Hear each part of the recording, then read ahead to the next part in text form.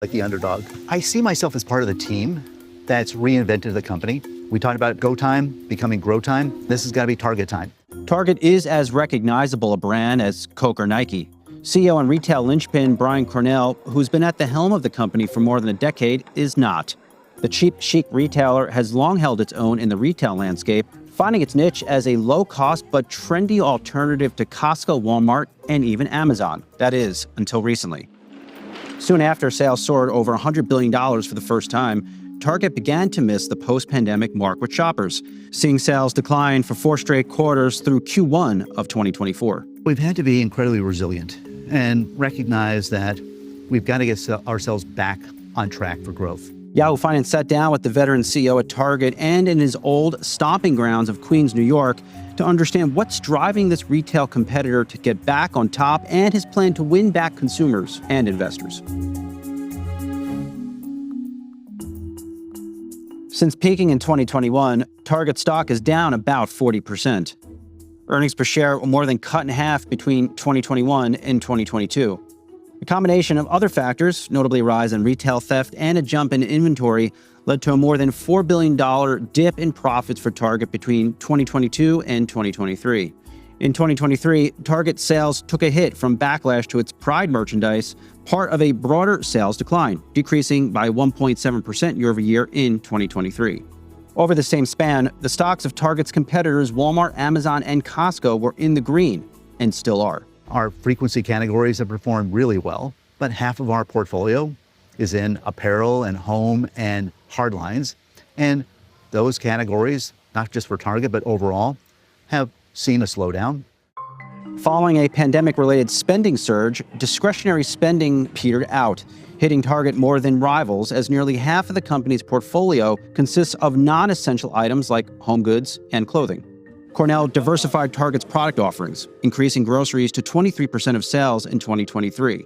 But competitors like Walmart earn nearly 60% of its sales from groceries. More than 50% of Costco sales come from food items. And while Amazon is less reliant on essentials, its business is much more diversified as a whole. This isn't the first time Cornell has faced an uphill battle. I think fear is a factor. You know what it looks like on the other side, and you don't want to go back there. Growing up with a challenging home life in Queens, New York, the CEO went on to hold executive positions at retailers, including Safeway, Sam's Club, and food and beverage giant PepsiCo. Cornell became the first outsider to take Target's top job in 2014, at a time the retailer was struggling and coming off a major data breach. What was that initial call like when you got the job or the offer to join Target? I did a lot of homework on the company, but I knew Target from my years in consumer packaged goods, working with other retailers. I thought about the opportunity to take this iconic brand, Target, and get it back on the right road, get it back to being a growth company. Cornell's first order of business, closing down the company's $5.4 billion unsuccessful foray into Canada. They expected Target to be the Target that they saw in the United States. And we had issues with in-stocks. We had issues with the overall guest experience. It was a difficult discussion with the board, and we thought about it very carefully. But I recognized the right thing for us to do was to exit the market. So you don't regret that? No regrets. I would love to have had a chance to be part of the team that entered the market. Because I think had we gone in there with 5 stores that became 10, test, learn, iterate, I know we would have been really successful. After a few years of stagnant revenue growth, Cornell announced some very large investments. The $550 million acquisition of delivery company Shipt in 2017, and a $7 billion investment in Target stores. A big reason behind Cornell opening more than 250 locations, including small format urban stores, many during a period when all signs were pointing away from brick and mortar retailing. We talked about our digital strategy starting with our stores. Talked about stores as hubs, that we're going to use our stores as mini fulfillment centers. People's heads were spinning, but that might have been, in the course of my time at Target, the most important day. Well, did you second guess yourself? I didn't. No. We knew because the consumer had told us we're doing the right thing. Certainly those investments we made going into the pandemic, where drive up and pick up and our same day delivery to your home were so important. But the physical store experience was also important, because when people walked into a store like this, they knew it was safe, it was clean, they wanted to be there. Inside those stores, Cornell also invested in Target's owned brands, a secret weapon that has set Target apart versus its rivals. How big is the private brand portfolio for Target? It's a little over $30 billion now. It's massive. Yeah. With 11 brands that are billion-dollar brands, including a few like Good and Gather or Cat and Jack that are multi-billion-dollar brands. Target's own brands currently make up about a third of its portfolio. Target has also relied on third-party partnerships under Cornell, from product lines to incorporating businesses like Ulta Beauty into stores to outsourcing pharmacy operations to CVS. These decisions collectively drove growth, as the company's revenue increased by nearly 50% from 2015 to 2022. Target's return on invested capital peaked at 22.64% in 2021, but as inflation rose, Target sales declined, a trend noticed by investors. People are, talking about what we've done, and you're getting the accolades, and then 13 weeks later, you got to be delivering the same kind of results. You're always going to compete. You got to do it again and again.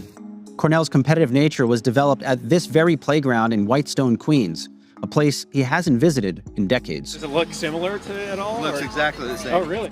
I grew up without a dad, the support of my mom, lots of support from my grandparents, but certainly it wasn't a classic lifestyle where you say, all right, here's a kid who's going to grow up to be successful, certainly not run a company like Target. But, I learned early on in life the importance of school and performing well in the classroom. I gravitated towards sports. It was something that was really important to me. Why did sports mean so much to you? Nobody really cared how much money you had, what your parents did. What they cared about is, did you show up? Did you put great energy behind it? Could you perform? Did you feel like an underdog, in part because of how you grew up? I think if you grow up the way I did, you always feel like the underdog. You always worry about, all right, taking that step back. So I think it's always given me a bit of a competitive edge and kind of lean in, make sure that nobody's gonna ever outwork you, and you're gonna give it your all and try to perform every day. It's a mindset that set Cornell up for the world of retail, long before he even came to Target. Of all the different industries you could choose, retail's probably the most competitive one. Yeah. You either love this or it's not for you. At 65 years old, the hyper-competitive retail business is still for Cornell, as he looks to cement his legacy at a pivotal time for Target and its investor base. Part of Target's growth strategy now includes taking a page out of its competitor's playbook, a paid membership program called Target Circle 360, which launched in April of 2024. You can shop our stores, you can use our drive-up, and if you need something delivered to your home, we'll get it to you within a couple of hours. The $99 a year program's main perks include free 2-day and same-day shipping. It's all part of an effort to improve the customer experience in digital ways and in person, as Target plans to open 300 additional locations over the next decade. During the pandemic, when most of us were staying home to stay safe, over 70% of all the retail dollars were still spent at a physical store. I know that 10 years from now, you'll still be shopping in a store, and some days you'll click your app and use the drive-up lane. Some days you'll say, just please deliver it to my home. Cornell is also lowering prices again, not to get rid of inventory, but as a strategy to get more people through Target stores and to keep them there even longer. These strategies may be starting to pay off, with second quarter sales up 2.7% from 1 year ago. We stayed focused on listening to the consumer, listening to our team, thinking about the right things for Target, and staying really focused on execution. And we brought all that to life in the second quarter. And we've got to build on that momentum. For now, Cornell's focus remains on getting Target back on track for investors and for customers, a literal target for Cornell as he potentially eyes moving on from the top job. When you don't wake up energized about the impact that you can have, it's time for you to step aside and start thinking about what's next. Fortunately today, I still love what I do. I'm surrounded by a great team. I wake up every day thinking about how I can impact the organization, but I won't do it forever. And I'll make sure when it's my time to step aside, there's a great team in place that I know is going to guide this company forward and do even better things than I've done in my 11 years.